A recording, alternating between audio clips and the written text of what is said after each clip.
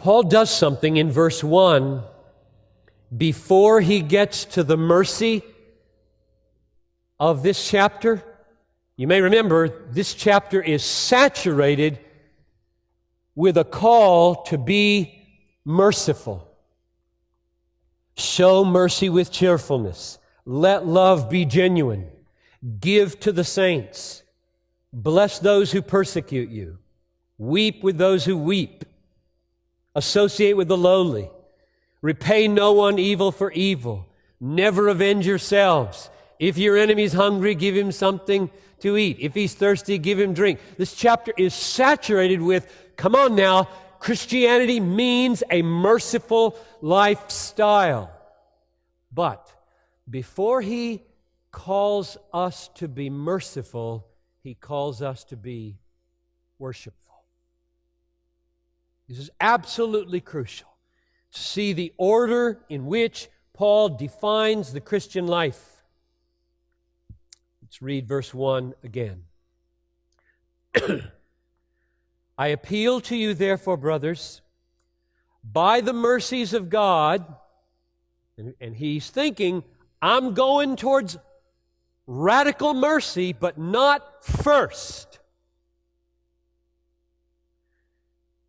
I appeal to you, therefore, brothers, by the mercies of God, to present your bodies a living sacrifice, holy, acceptable to God. And what I mean by this is your spiritual worship.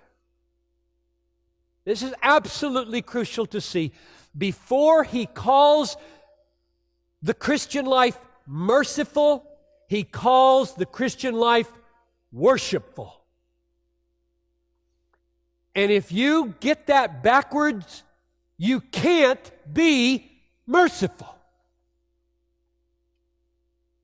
You cannot be a merciful person if in and through all of your deeds of mercy, you are not making much of Jesus.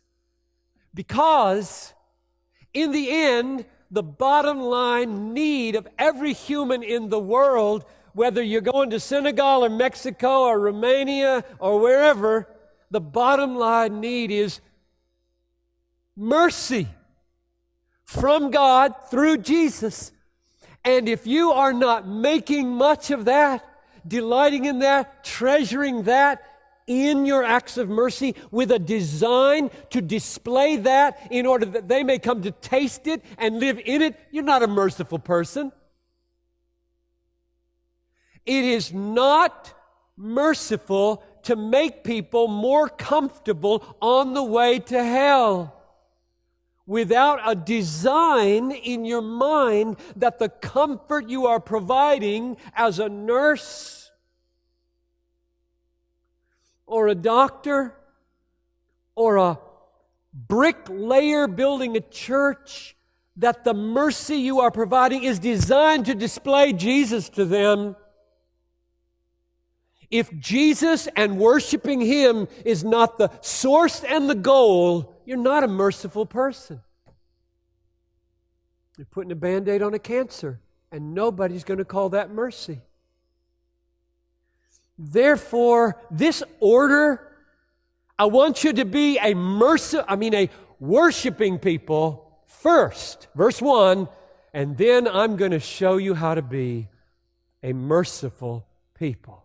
If you trade off the one against the other, you will degenerate into a mere social agenda. And I say the word mere consciously.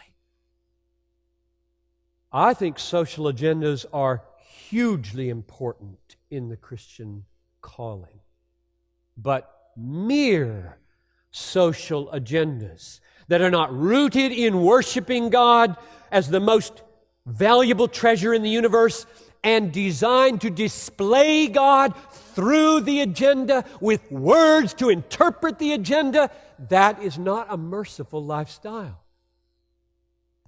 And so we have hit upon something tremendously important here. We must be a worshiping people in order to be a merciful people.